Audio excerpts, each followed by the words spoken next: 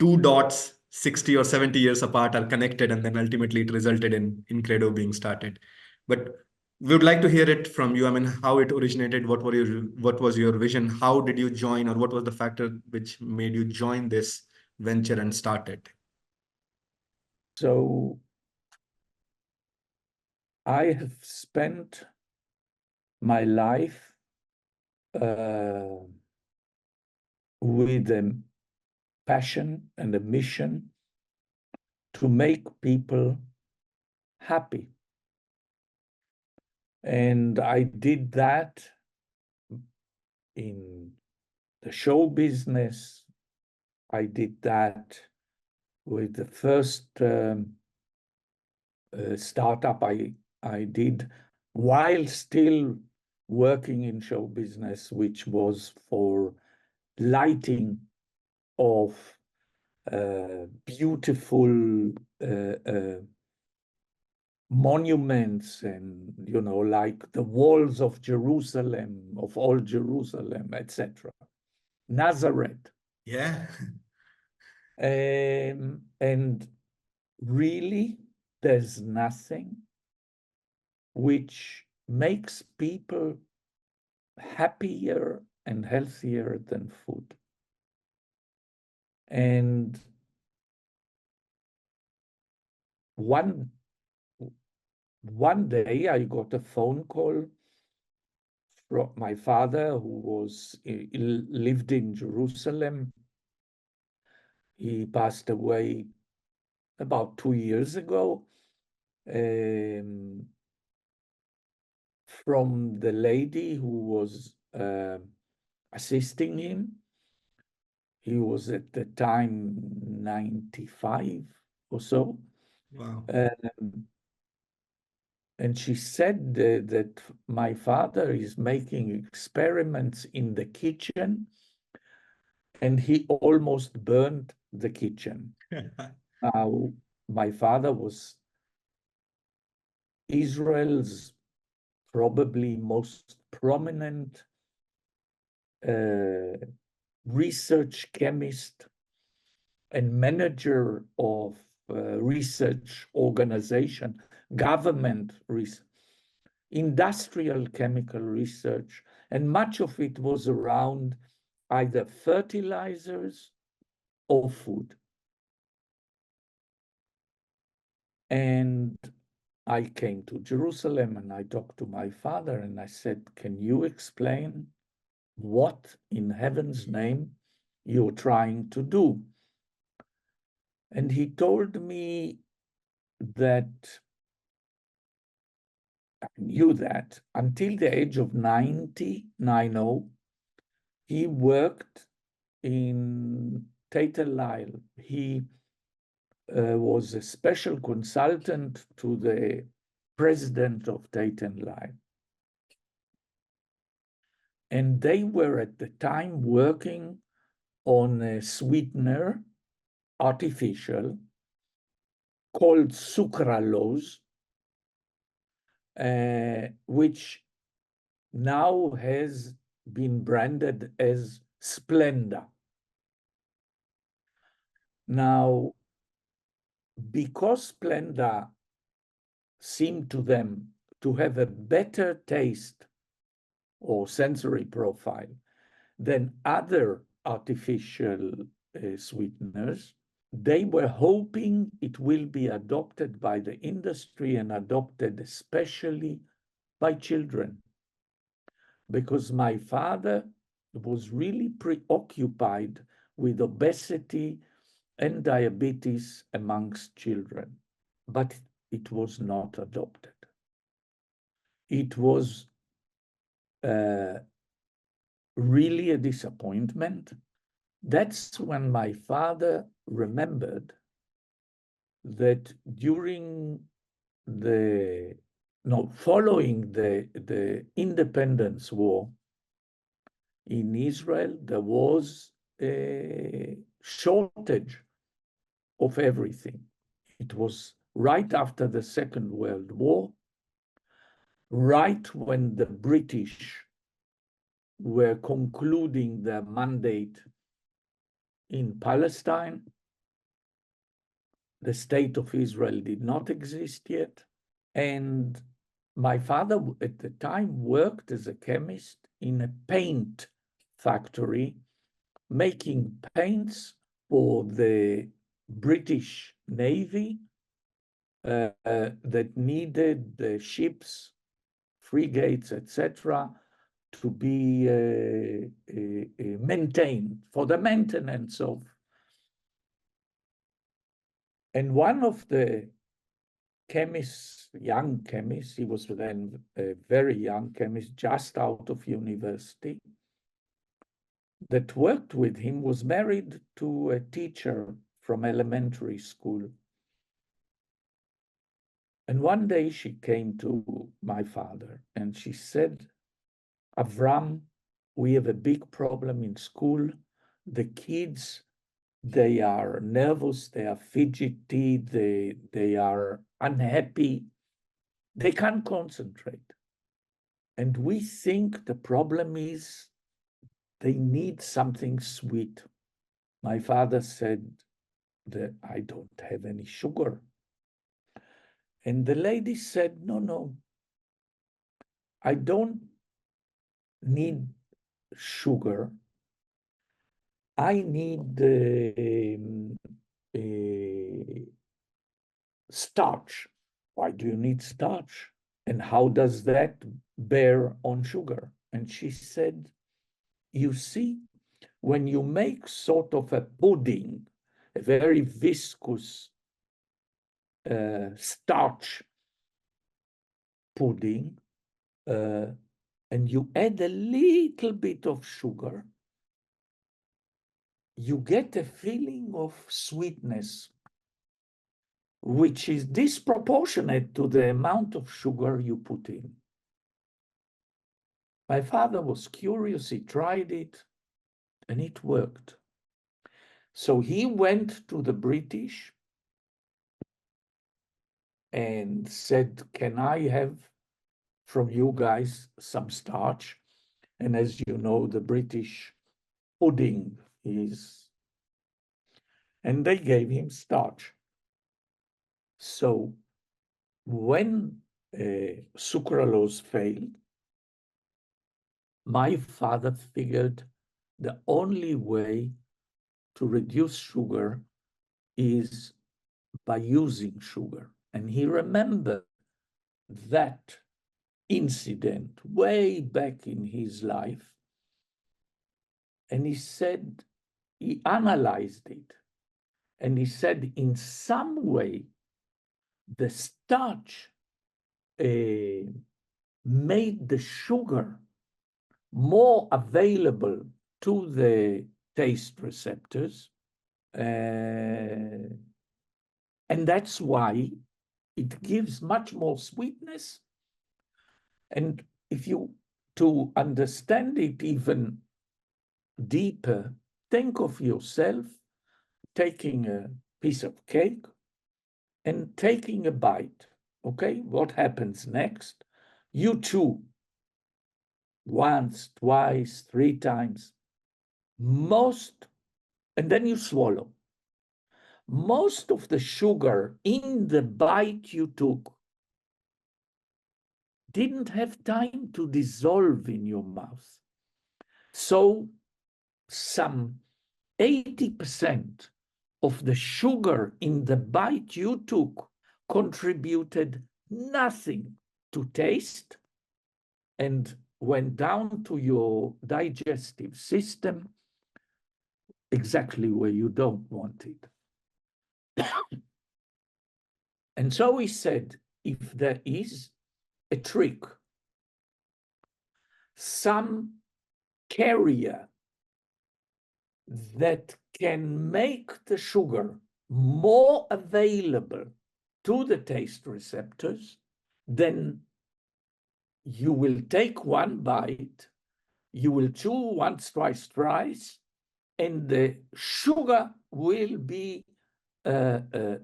explode, so to speak, into your saliva. And you can cheat the sense of sweetness. So then we started looking for carriers. carriers that have no aftertaste. And the more we researched, and initially it was only him, me, and a small lab in Jerusalem, managed by ex-student of my father. But at some stage, we started seeing results. And these were very interesting results. So from there on, I decided to incorporate the startup and to help my father, that was much advanced in age. And we started a company called Dumatalk, which has been rebranded into Incredo. But what happened to me more and more is I understood the depth of the challenge, because if we don't revolutionize the food system in its entirety, we won't have enough food to feed people in 20 years. We won't. And I understood that the reason stevia, that over 16 years since FDA approved stevia, it's not even 3% of the sweetness business. It's enormous, the sweetness business. So of course, 3% it looks like more than $1 billion, but it's nothing compared to the enormity of the city. And the reason is taste. You can't have people, you can't expect people to eat and be unhappy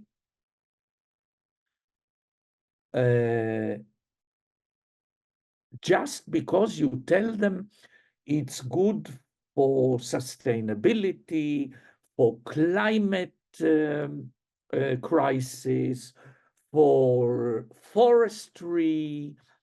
These for people, and these are very nice ideals, but they are abstract.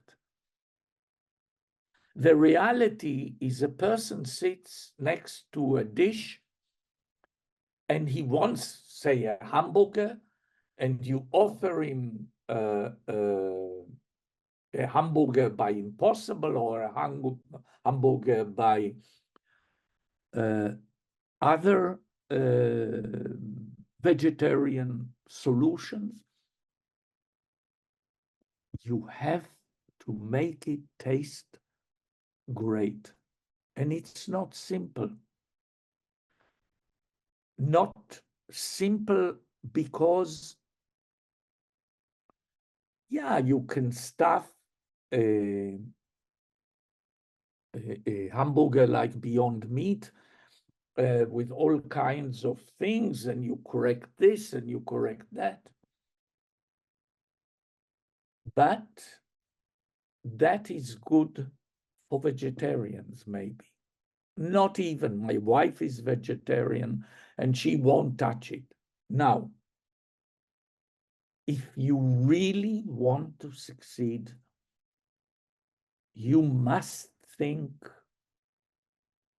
you mustn't preach to the consumer. You must say, no, no, wait. I need to take innovation to the next step. And the challenges are enormous. Think of a bar of chocolate, milk chocolate, okay? Most milk chocolates have around 50, between 45 and 55% sugar in them.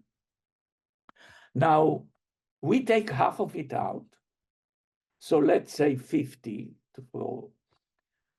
On 100 grams, we took out 25%, which is 25 grams. Nobody will pay for 75, even if it tastes good, where the price, same price or cheaper, was for 100 grams. So you need to bulk back, to add. And sugar, by the way, is not only sweetness. Yeah, It it's has bulking agent. other functionalities. Yeah. You try and make a cake without sugar, you will probably end up with pita bread and not a cake.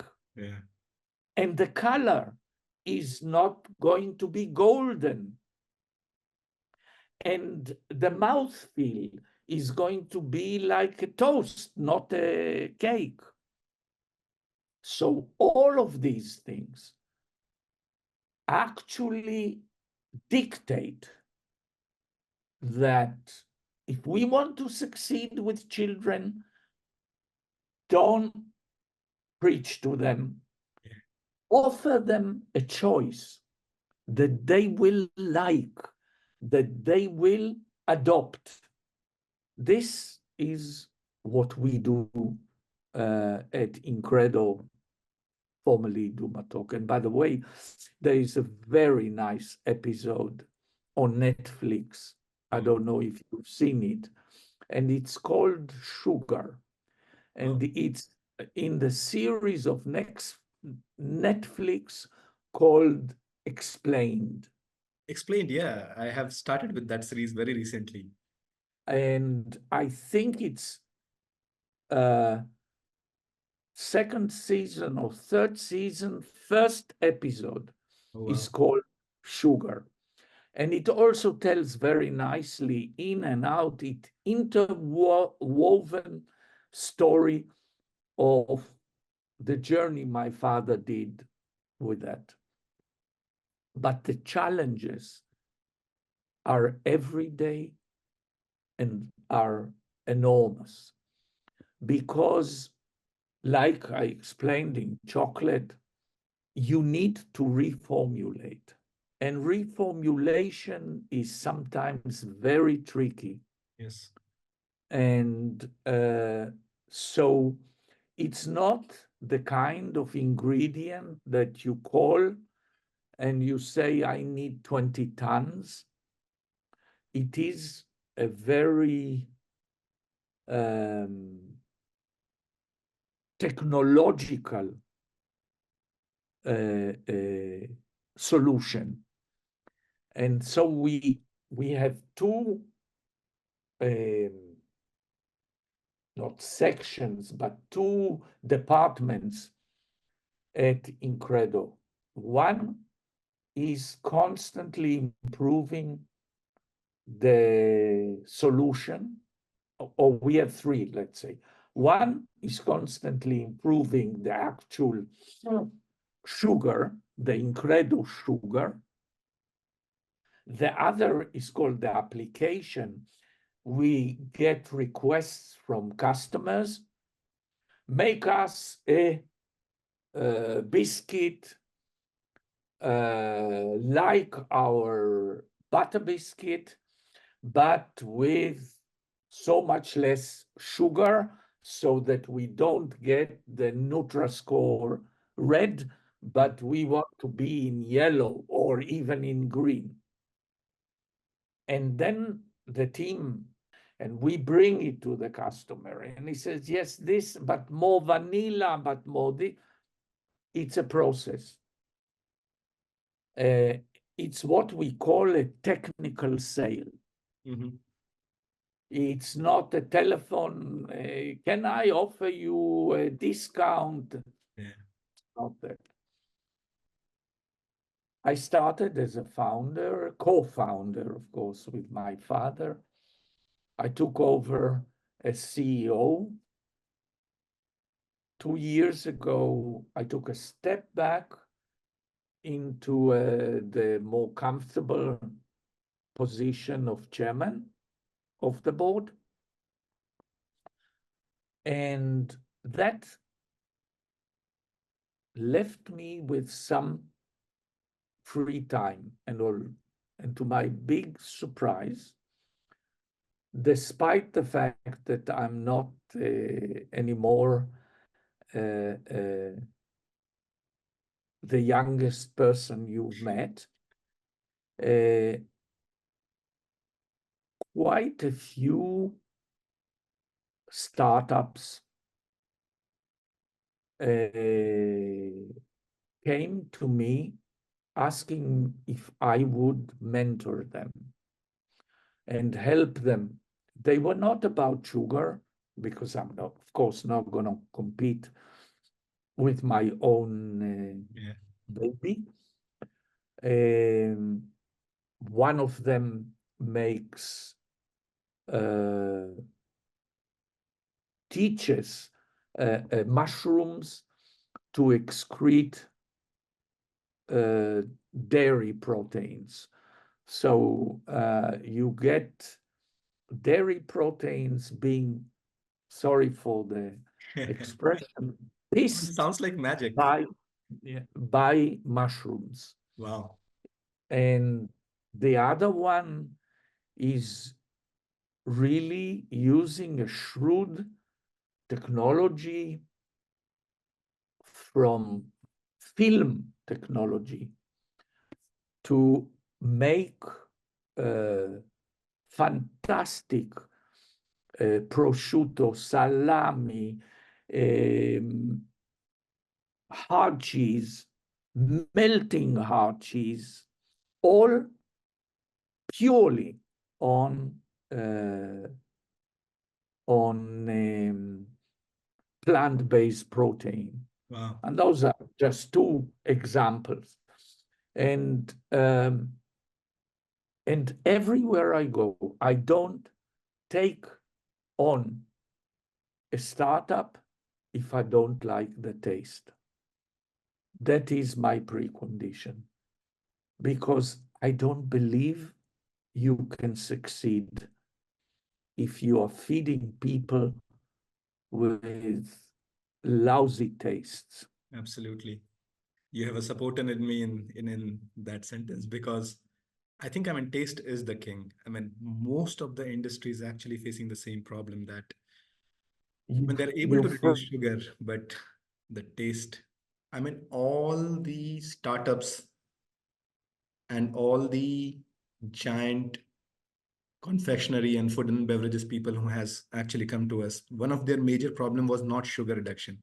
It was the aftertaste that actually made consumers not like their products. And I think, I mean, you're right. I mean, you caught on to the exact problem.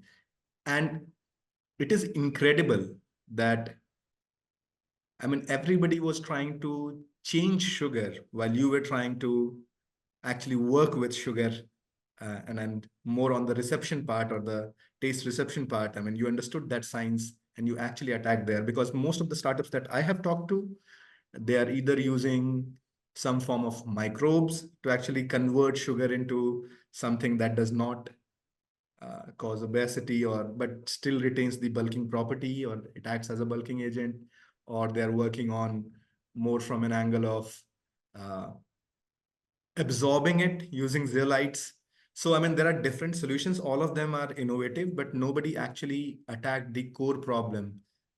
So everybody is thinking about taste after they have reduced the sugar, while it should be the primary factor when you are working on reducing sugar. So that's something that I really like about Incredo and this whole journey that you described, Aaron.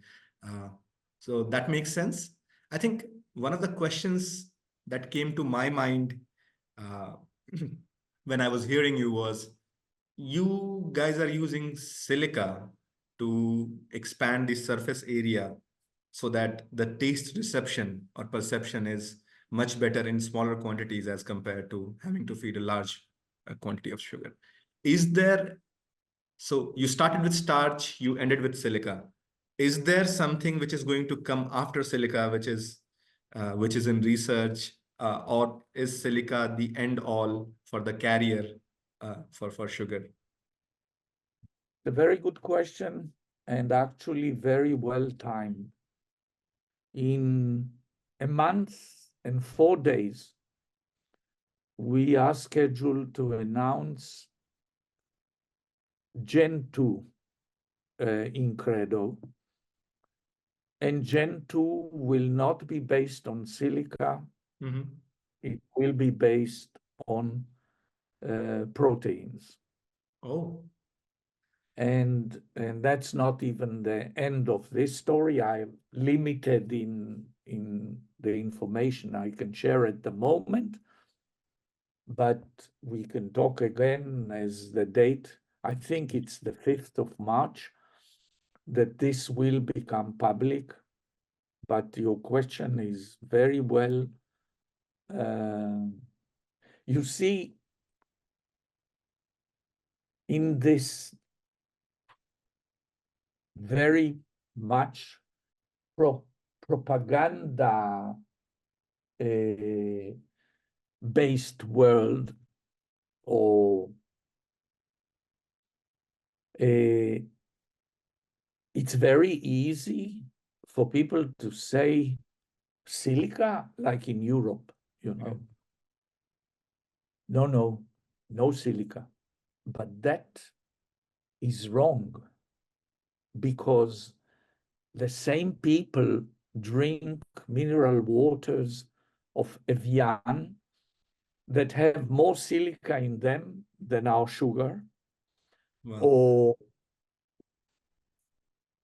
practically silica is everywhere. You eat salad, there's silica in salad. It comes from the ground. Silica basically is coming into everything from the ground. In normal sugar, there is silica. That's very little, but there is silica. But changing people's perceptions and beliefs is not something for a startup budget to attempt. So it's cheaper to say, okay, we have the silica, and the US takes silica, no problem at all.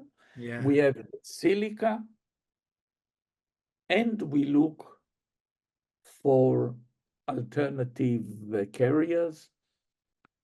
And we've done research for 3 years on that, and it will be made public in 2 months and 4 days. No, 1 month and 4 days. Well, that's great to hear. I think you're right about the perception part, and it's difficult to change perceptions, especially if something is associated already in the minds for a very long time. And uh, it is, I agree, easier to actually substitute something that is causing uh, consumers some amount of problem, whether it is perceived or real. I mean, that does not matter, but consumer is the king. I mean, you are right. I mean, when you said that uh, you don't have to preach to the consumer, you have to actually up your game on the innovation side. And that actually should be the approach. I mean, that's what science serves, that's what research serves. And it's not the other way around. I mean, you read the consumer trends and then you innovate, as compared to actually preaching that, hey, I have already made this, you should do this because it is sustainable, it is healthy. And that has caused a lot of problem, even to large giant food and beverages company. I mean, they have had to recall their product, or they have to stop their uh, healthier product lines because consumers actually did not accept the taste. Uh, so it is very good to hear that there is already a research and it's close to finalization, which means I'm already assuming that it already has regulatory approvals, and that's why you are going to announce it to the world that you have a solution. Would that be a correct assumption, Aaron? Oh yeah. Understood. Understood. Now, there was one point that you mentioned, and which was very logical, was that just to say, the proteins Sure. we are using Mhm. are need no Ah, regulatory. It's not like an artificial synthesized protein. It's not. We buy the protein, and they are either plant-based or dairy-based, but we buy them. understood. Understood. And then I'm going to put aside my next question. I'm going to ask you about the shelf life. I'm sure you guys have researched on the shelf life of a protein-based uh, carrier for sugars. I mean, The silica-based sugar has the shelf life of normal sugar. mhm, Um, Obviously, the protein-based are more fragile, or yeah, in a sense, but still have over a year of stability. But when you have protein, you need yeah, to be more strict in measures of storage. Yes, yeah. got it. That makes sense. Uh, so I'm going to go back to one of the things that you said when you were describing uh, alternate sugar industry or sugar reduction industry, and you were talking about stevia, and you mentioned that only 3% is the market share for alternatives like stevia being used in sugar reduction. Now,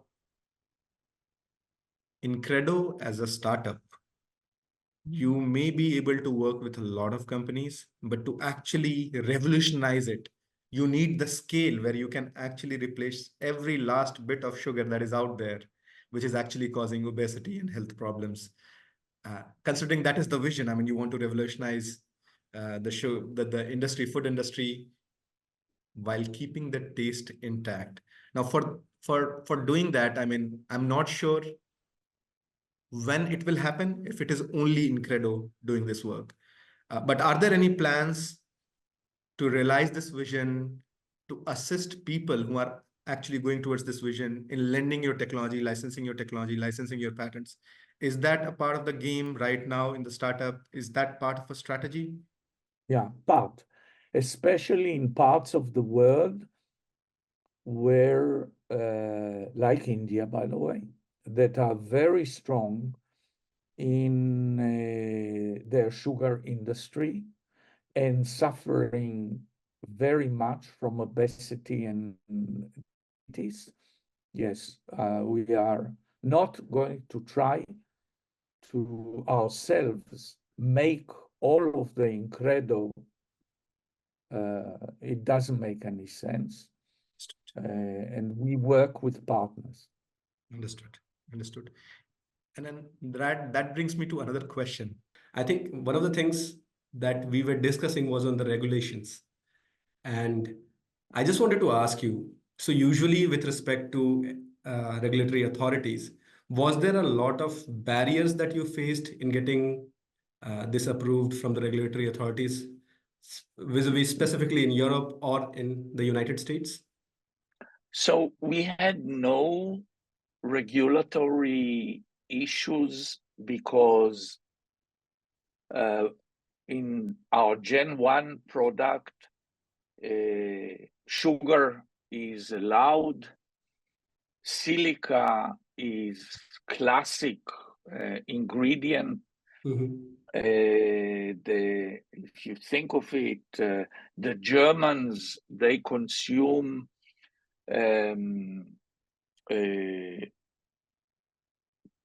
you can buy in Germany pills of silica because they believe it's good for your hair and for your nails. And silica is everywhere. Anyway, sugar comes with silica already.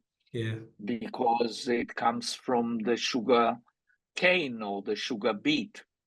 So there were no, and of course, when you mix the protein and sugar, you have no, we got and no questions from the FDA, etc. But, and there is a but, in Europe, somehow, and it's not really very intellectually honest, silica has confusing image. So I told you in Germany, people actually go and buy food additives, you know, like the pills of silica. But in France, some organizations, you know, non-government, non-profit, said, but is silica actually a nano? Now, silica, like sugar, is nano. A molecule of sugar is 1 nanometer. Silica is a conglomerate. So you get, it's like, you know, millions of tiny silica bits that create a formation of a sponge. And the sugar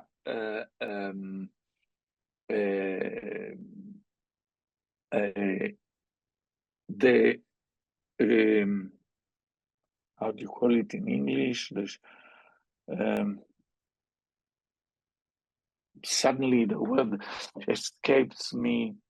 Absorbed there? When you dissolve sugar into a lot of sugar into water, you get syrup. The sugar syrup is inside those tiny holes of. Now, if you think of it, 1 gram of silica has a surface, can have a surface of 300 square meters. 1 gram.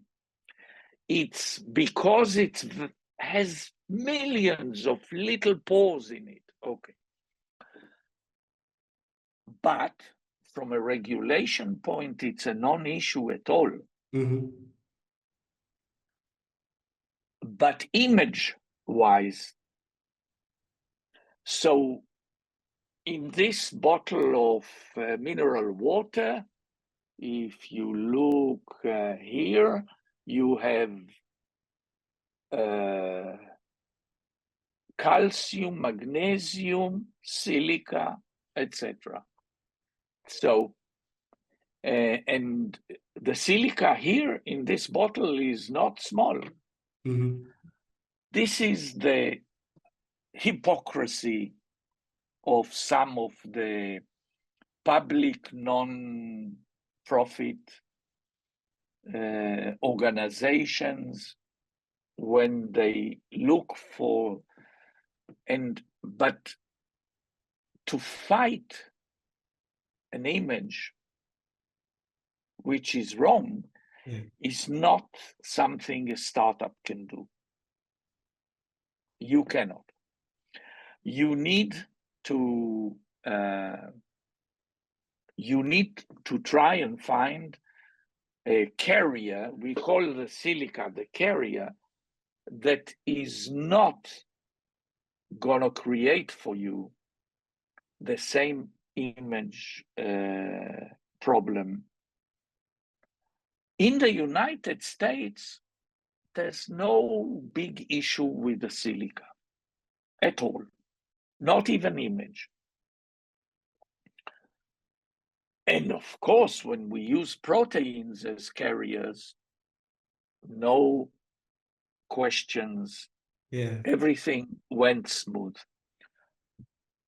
So it's, you know, once we applied for a European grant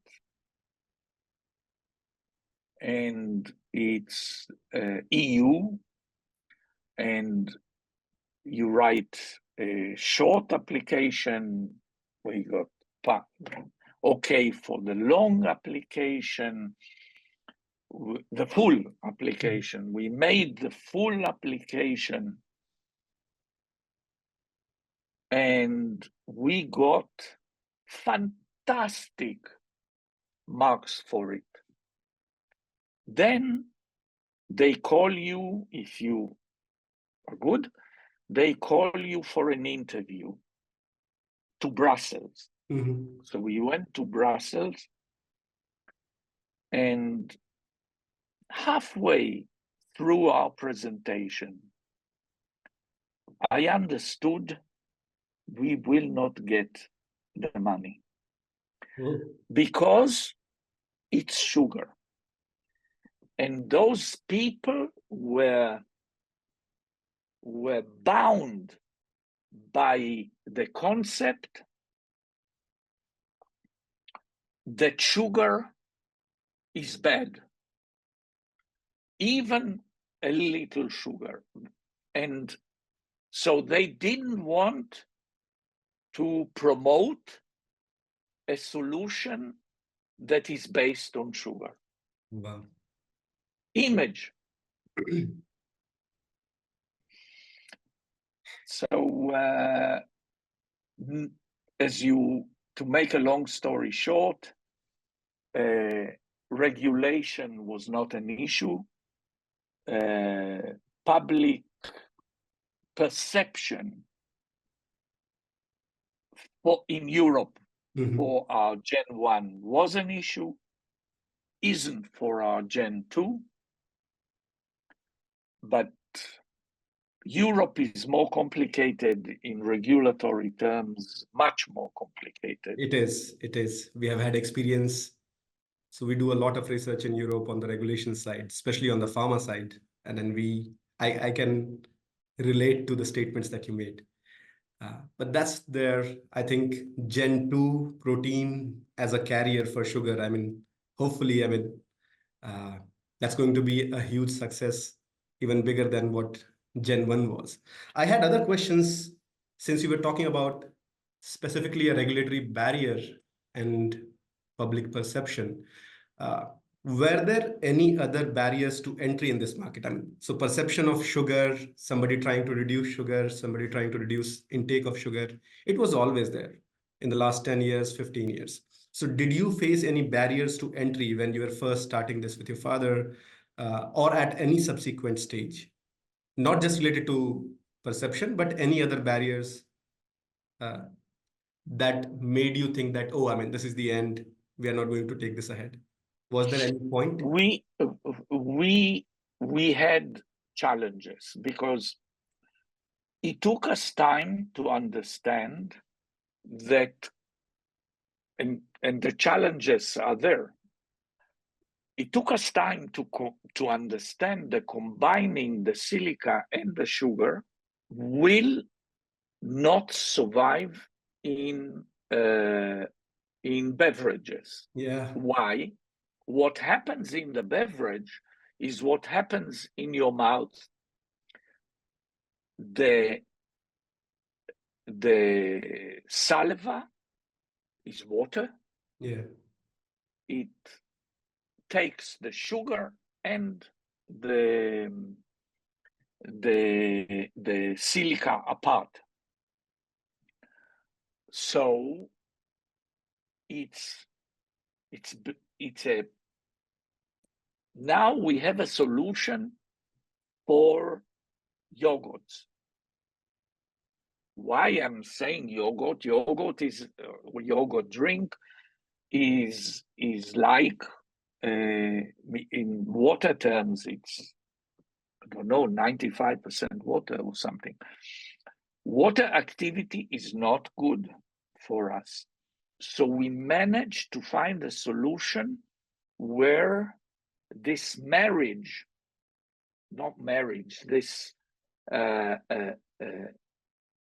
combination of carrier and sugar is protected until it gets to the saliva. So we actually, if you can imagine, put it inside a balloon. Got it. Just 1 second. Okay. Like you are protecting it with a balloon, you know. So, and this balloon, when it gets to your saliva, explodes. Wow. And so then it goes, you know, the children Pop-tarts, yeah. sweets that explode in the mouth. Yeah. A little bit a concept, a scientific concept like that. Okay. So then the biggest challenge, and even today, somebody gets in touch with you and says, can we have a sample? And we ask what for, and this and that. And he tells us, I want to make a biscuit. Okay. Then we tell him, please add the Incredo sugar to the powder of the flour. But you're not there, and people don't understand that if you add, he will say to himself, I'll add it to the eggs, Yeah. okay? And eggs are water, and the high activity of water, and he will add it to the eggs, it will kill. Yeah. You have to add it to the flour, Yeah. and together with the flour to the eggs. Then the flour takes down the water activity of the egg, and in a way protects the activity of the Incredo. So I see it more and more in the new ingredient world. You can't just say, I had sugar, now I use allulose. Will not work, because sugar has its characteristics and allulose has its characteristics, and you need to compensate. You cannot just say, but allulose is a kind of sugar, but allulose is about maximum 60% sweetness of sugar. Mm-hmm. So what do? And allulose is heavy on your digestion. So what you have to give the time that for detailed reformulation or formulation, so that you really, not theoretically, really provide the solution that you promise. It's very easy to promise same sweetness, no aftertaste. Everybody's saying that. Yeah. But it's not the truth. You need to be truthful. And that takes time. And for, for people who receive a sample, they say, no, I'm not gonna change. I usually do the flour and dump the sugar in the egg. Now you tell them to change. Why? It couldn't be that it makes such a difference. But the beauty of what we do is that it is not a new, it's not a new molecule. Yes. It's not covalent. chemistry. When you take two materials, you put them together, you get material number 3. Yes. Hydrogen, oxygen, water. Okay? Here it's not like that. You know, to break water back to hydrogen and oxygen, wow, you can, but it's expensive, complicated, high temperatures, big stuff. Here, it's not the same story. You take two materials, you put them together, their association produces a certain result. That result needs to be what you want, higher sweetness, whatever. Yeah. But it's a reversible thing. Yeah. So it's not, I took oxygen, hydrogen, boom, I have water. And now I'm stuck with water. No. That makes sense. It goes, yeah. That makes sense. And I think, I mean, that is one of the things that I personally admire about Incredo. I mean, people are transforming molecules, substituting it, but this is sugar. And then sugar is what people are used to. And if sugar is giving the same effect without having to take the quantity, that's harmful. I mean, that's genius. And I think, I mean, I personally admire this solution because of that. And of course, taste. Nobody likes an aftertaste. Nobody likes even a slight bit of bitterness after you eat something sweet. So I think, I mean, you are bang on both of those points. So Eran, I think we have 9 to 10 minutes more. And I had a couple more questions that I want to ask you. One is about the culture. So, of course, now you are in the chairman position, but you have actively led from the front at Incredo. And I wanted to ask you about what, in general, is the culture. So, one thing that I assume is that it's mostly scientists, chemists, and R&D guys who actually work there. Is it more of an academic background or academic culture there? What's the vibe of that place? So the great majority of Incredo employees, I would say the great majority work in application because of the not complexity, but because of the rich world that you need to reformulate. You need food engineers and food technologies.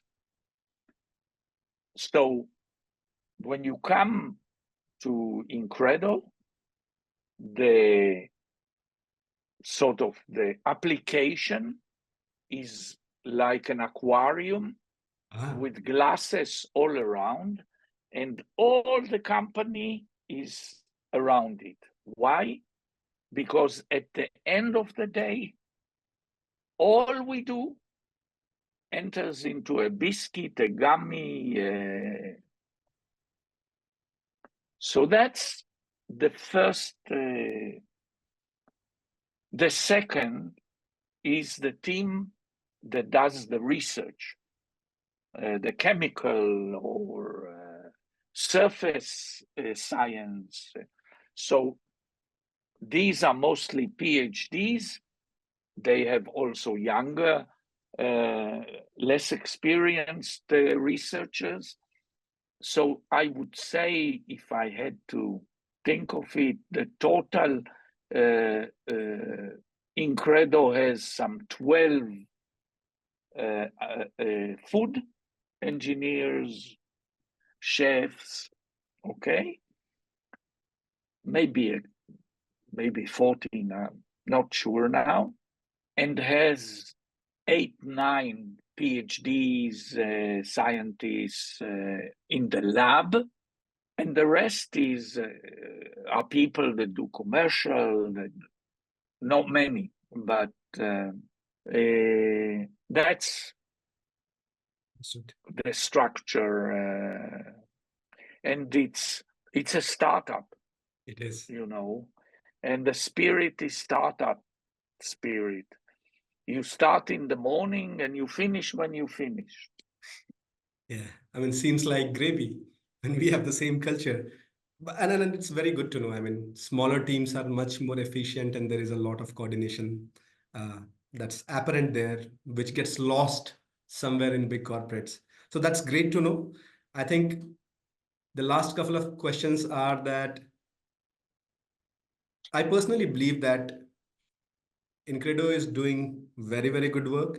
But if I were to ask you based on your experience, is there a next disruptor in the sugar reduction space that you have foreseen or that you can foresee in the near future, maybe in the next 15 years, 20 years?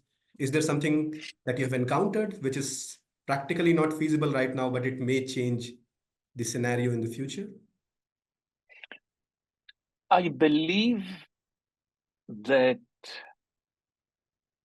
I'll give you an example, and I hope that take an orange, okay, squeeze it, you get orange juice. It's sweet, you drink it. People used to think it's healthy, but orange juice in terms of sugar and glycemic index is not good for you. Take the same orange, peel it, and eat it. Eat the same orange, same weight, same sugar, because it's the same orange. And you will see that the glycemic effect changed completely. Mhm. And it's much better for you, much safer for you. So if you ask me where the eventual solution is, and it might be Incredo, because Incredo is a carrier and sugar, like the orange is fiber with sugar in it, water, sugar. Now, if we can arrive at a solution similar to the orange, that would be, because then even when you take the sugar, you are not experiencing the same glycemic effect. You are much safer. And with our first generation, we did a small case study. Mhm. We gave our own employees, we gave them these patches to monitor the sugar in the blood. And they woke in the morning, water and a biscuit. And one day the biscuit was sweet through sugar, normal. And the other day it was Incredo. And except I think in one case, the Incredo biscuit behaved like the orange. Wow. It was almost flat glycemic index. So, but we never had the money to do real study. But that is something we'll need to address Understood. when we get the money. Understood. Understood. I think recently you guys have had Series C funding. Uh, now I understand that. I mean, whether it is startups or whether it is corporates, there is always a bigger picture that you're aiming at, and mostly it is consumer acquisition. I mean, how many more people get to use your technology solutions, and in the process, you are able to improve the solutions better and better as more people consume it. Now, again, a hypothetical question, and this is going to be my last.